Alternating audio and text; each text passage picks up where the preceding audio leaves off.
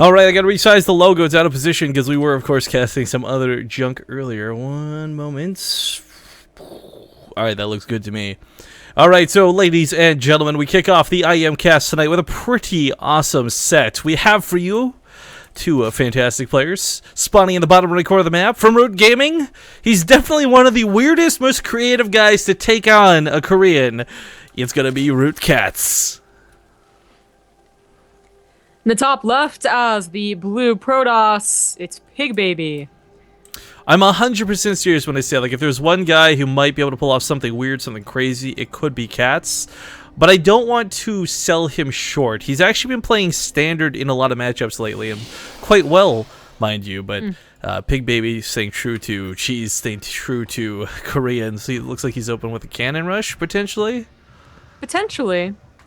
I usually see Catz, if he does go something a little bit weird, it is usually against Protoss, right?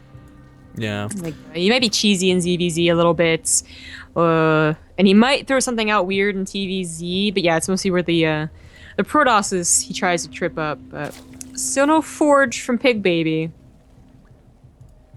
I think maybe this could have hinged on scouting as well, like if he scouted incorrectly or not. No, he's still just going to go for it anyways and send the probe over to Katz's side of the map. But Catz, we saw him play earlier today, and looks like he might be pulling off the same tactics he did versus Little Bow. Combination hatchery at the third combination potential hatchery block. This is definitely weird for Pigbaby to scout. This is not at all standard. Of course. I don't think he'll know Catz enough to know that, like, hey, he's totally going to try and hatchery block me. But he has a probe down, ready to throw it on the Nexus.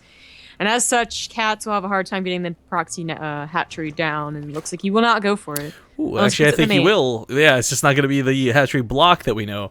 Now, Pigbaby's looking for this. He immediately kind of knows that this could be a potential threat.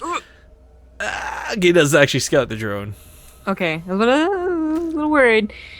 But all right. Yeah. What has Pigbaby been doing recently, actually? I really don't know ever since he won WCS, basically. Right, and he won. Here's the thing that stood out for me with him winning WCS, right? I'm not sure if there was like some power Protoss element or whatever BS, but he got to do just about everything you could as a Protoss player, and that's what really impressed me. You kind of goofed around with carriers, he had cannon rushes. I mean, Pigbaby showed the full palette that was Protoss. But then, I don't, like, he never joined a team again, did he?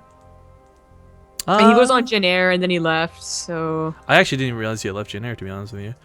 I'm pretty sure that was the case. I'm going to look it up. Well, regardless, we personally haven't seen him a lot. We cast a lot of the IEM qualifiers for Korea, for Europe, for America. We cast a lot of the Illuma Leagues and other events. We haven't seen Pigbaby. Yeah. It looks like you returned to Gen Air Green Winds. That does sound familiar. Like 3 months ago. So, yeah, but we haven't seen him much at all. I don't know what his Pro League. We've seen him in Pro League recently. I mean, Gen Air Green Winds just has so many good people. And apparently they're all here, by the way. Yeah, so I guess while we're getting into this first game and the openings are kind of slow-ish, to explain what's going to be happening for the next, essentially, 14 hours, guys, all of these qualifiers going down for the World Championship Finals, like, there is no region locking on these qualifiers. This is the American qualifier, but only in context of what server everybody plays on. Because you could have every Korean, every European, it doesn't matter. Everybody's going to show up and try their best to get into these very limited, select amount of spots. There's no losers bracket. It's top 2 from Americas, top 3 from every other region. It's going to be incredibly difficult to actually get into those finals. And again, I kind of respect the choice to do this, whether it's ESL or IEM or whoever's final say it was, because it's the end of the IEM tour. It's the World Championship. You want the best of the best, not the best of each region, but the best, period. So I like that they opened this up to everybody and anybody. Yeah, very, very cutthroat. And of course, we already have the people who are invited because they won, previous IEMs. Tasia, Solar, Flash, Zest, Hero, Rain, Life, and Maru, and that by itself is like a totally fine top 8. Yeah. Yeah, I mean, you could actually have nobody from any of these qualifiers get through, and you would still have, like, the sickest IEM finals. It's pretty balanced, too, right? Like, 3 Terran, 3 Protoss, 2 Zerg. It'd be perfect. Well, Pigbaby opened up with an Oracle. Catz, didn't get to do the hatchery block or anything shenanigansy on the other side of the map, so he's actually set up quite nice at home. And I just realized the reason the camera looks all weird and shaky is because I am on North America, And I have not reset my controls since we played last, so let me just fix that really quick for you all. Sorry about this. I no longer really notice, unless it changes like midway, but... Well, for me, it's that I have to unlock the mouse versus locking the mouse, so I don't slide all over the screen. I don't know anything about observing. So the Oracle gets in here and gets it gets quite a bit of damage on. Nothing prepared for it. The Queen was even out of position. Yeah, a little bit shocked this actually ends up getting so much damage done. You know, some players do those paranoia spore crawlers. Some players are just super prepared for it. I really don't think Pigbaby was expecting to get 7 drone kills, but that's a nice start for the Oracle, and he keeps it alive. Yeah. Opening or following it up rather with a 4-gate. Oh my god, I just saw it change. Oh, okay. Following it up with a 4-gate. I mean, he could have done pressure, but he just used to slap down that Nexus. And there's no pylon yet to the Oracle. There's no pylon on this side of the map, too, so... Well, I mean, one of the big things, too, is he really did overproduce probes, so it was fairly evident that he was going to go for this expansion. But it's Deadwing as well. Playing the macro game as a Protoss player isn't necessarily a bad thing. No, not at all. We'll have to decide. I guess, you know, in this situation, it's actually, I feel like most of we're waiting for the Zerg, basically, to determine what they want to do. I mean, it looks like Pigbaby is going to do what is normal and get up to a Twilight Council for his upgrades, as well as most likely Blink. But Catz, what does he do? We see a Hydra Sten as well as an Infestation Pit, so... That's what I got my guess is Roach Hydra Viper. I would like to see Roach Hydra Viper with Catz-style fungal growth mixed in, but to be completely honest with you, when you come up against someone as badass and Korean as Pigbaby, I don't doubt that Swarm Hosts are on Catz's mind right now. Someone as badass and Korean. Just... Well, I mean, it's a you could be like Little fantastic. Bao, who's a really badass Protoss, but he's not Korean. Yeah, it just takes away so much. He's French, so... Je ne sais quoi. Anyways, well, I'm pretty... Yeah, okay, yeah, there's the Hive. Yeah, so... I mean, this could be... It's odd, right? Like, the faster the Hive goes, the quicker you get Vipers, and that sounds amazing, but sometimes if they scout it, they just won't go Colossus, and the Vipers can feel a little less effective. I mean, Blinding Clouds are always still good, right? But when they don't pop up Mortals instead of Colossus, we saw that earlier today with Lil Bao.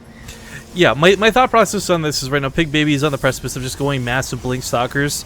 The difference in that choice is going to be seeing how many Hydralisks are produced versus how quick a Viper comes out.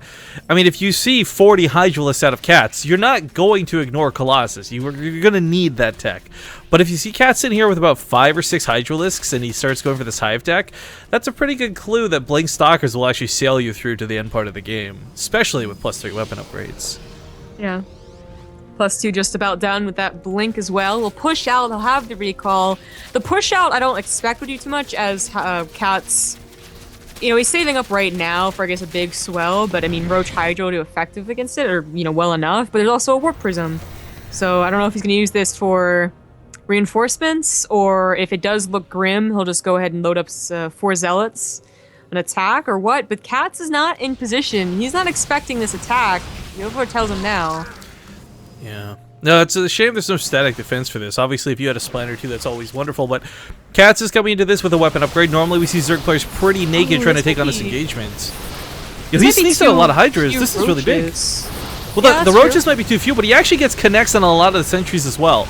Doesn't exactly ravage Pigbaby's attack, but he picks up some pretty key units to begin with. I think he should have waited a little bit longer for the 15 Roaches that were on the way. It's still okay, as you said, there's barely any more force fields, but a huge Warp in comes in, 6 at a time, 2 more Gateways on the way. Well, the Vipers are here. They'll help out just by forcing the Blink Stalkers to either blink back or... Yeah, I mean, Blinding Clouds are kind of like a Zerg force field.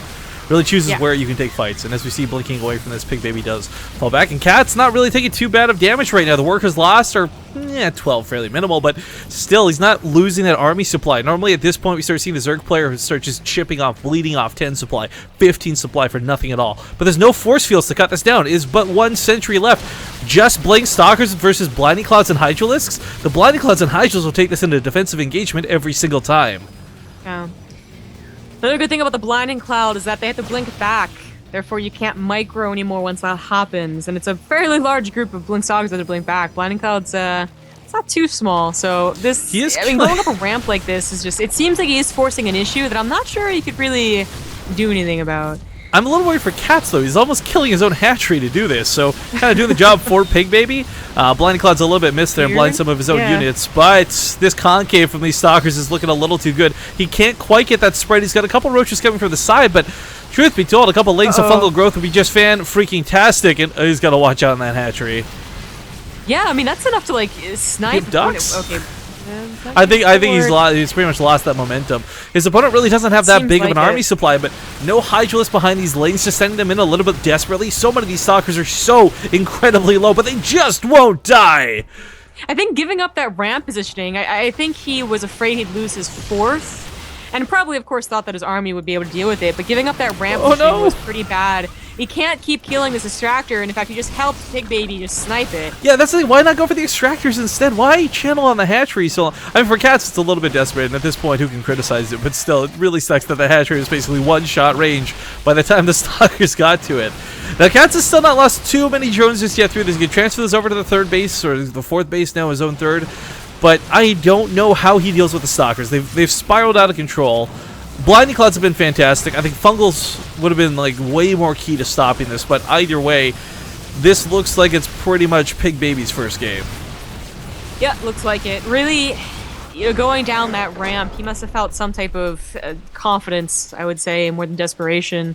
Because even if you lose the 4th, I mean, you got to think that your army is still looking pretty good with Vipers. Like that might, to me, that looked like